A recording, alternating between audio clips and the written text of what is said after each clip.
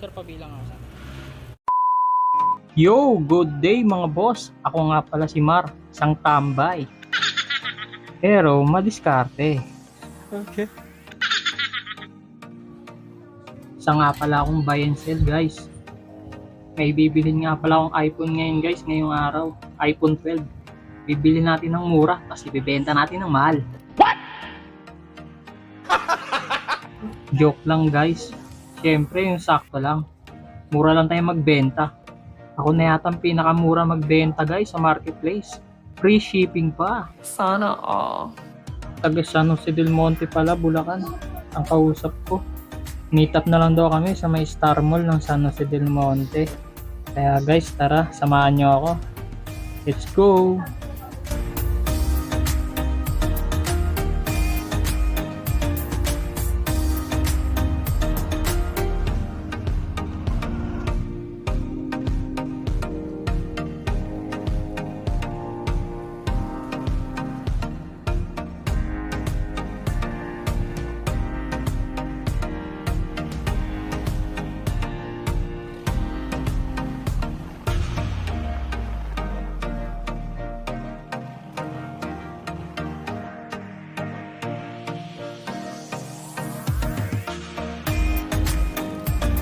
Dito guys, medyo nagmamadali na nga ako.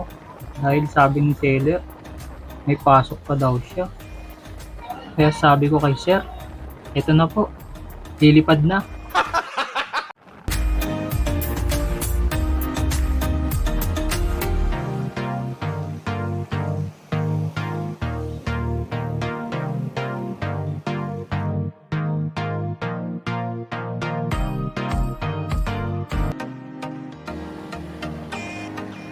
At ito na nga guys, tanaw ko na ang SM San Jose del Monte. Malapit na to sa may Star Mall.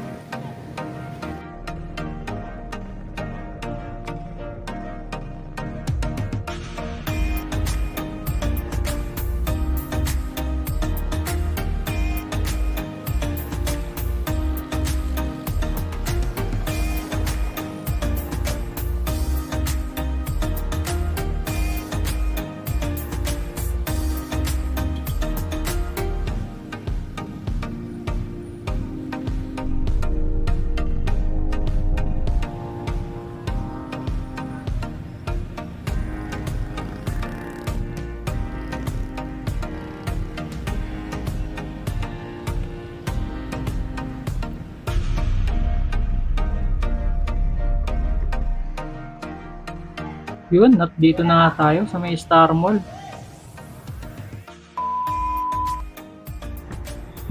Dito guys, nagkita na nga kami ni sir. At chinecheck ko na yung unit niya kung walang issue. Ay, simbol pa ko. Wala na. Yun yung gagamitin ko.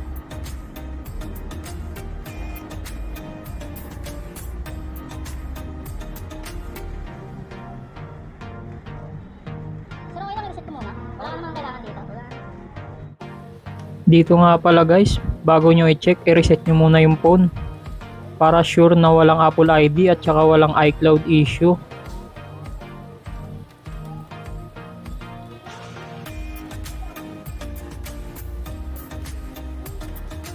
Habang nag-aantay mag-loading, i-check na rin natin yung mga side by side niya at saka yung likod kung wala bang mga gasgas at saka dents. At syempre ito na rin guys, tanggalin nyo na rin yung tempered glass kung may tempered glass na nakakabit para ma-check nyo yung LCD kung wala bang mga basag o walang gasgas. Napaka-importante nun guys. Mahirap kasi benta guys yung iPhone kapag may gasgas dahil medyo maselan yung mga iPhone user.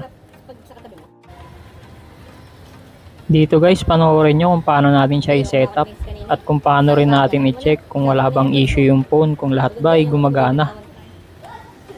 Sarap-sarap ang patulog din kaya ng AirPods ah. Anong gamit mong AirPods sir? JBL? Hindi, iba yung headset na Bluetooth, yun yung panlaro ko. Oo. Pero yung kasi hindi yung Pagpasok ko pa lang kanina, sabi ko po nawawala. Ito guys, isi-set up na natin yung Face ID niya kung gumagana. Pasok ko lang dyan sa makainan dyan sa loob. Wala na, wala kang siguro.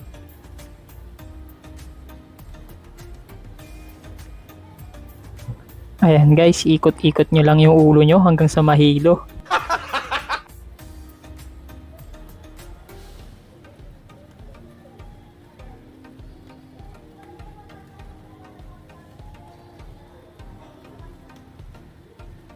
So ayun guys, okay naman, gumagana yung Face ID niya.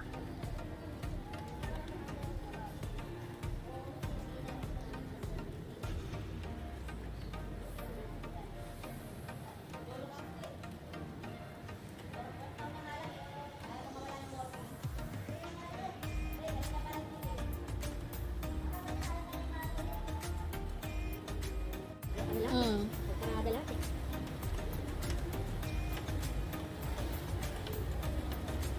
Actually ako may tropa ako sa Paranaque na nagmo-motovlog. Yun nga lang daw talaga kalaban, mahiya talaga. Kumbaga ang technique niya, pagka naka-record na ako, iisipin ko ako lang mag-isa. Wala akong, hindi ko iisipin kung nasa labas ako or what. Kasi pag wala, papangit yung ano mo eh, sabi mo. Oo, tama. Yung True Tone guys, chinek ko na rin kung okay. Ayun, may True Tone. Kapag wala kasing True Tone guys, ibig sabihin napalitan na yung LCD niya. Pero guys, hindi lahat ng may True Tone is original ang LCD. Nalilipat kasi yung True Tone guys, yung sa dating LCD niya papunta sa replacement. At ito, chinek ko na rin yung camera niya kung gumagana lahat, pati yung 0.5. Napakalinaw talaga ng iPhone guys, kaya maraming gustong gumamit nito. Lalagyan ko na rin ng SIM card guys para ma-check kung may signal at babasahin yung SIM card natin.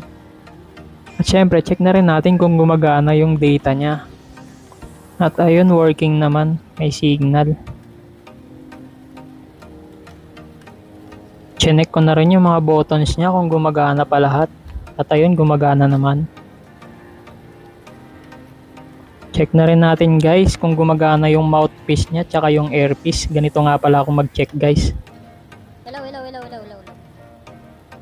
Testing natin dyan.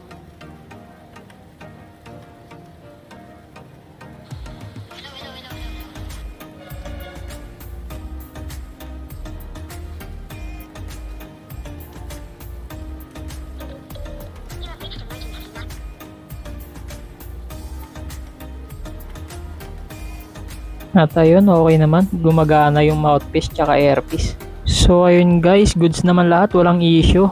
At babayaran na natin si sir ngayon. Okay na.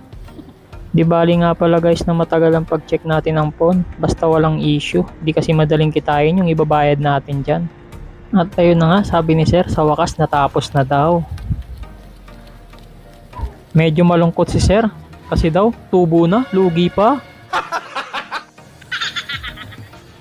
So guys, hanggang dito na lang ang ating video. Pakipollow na rin guys ang ating page para sa mga susunod nating i-upload na video. Salamat!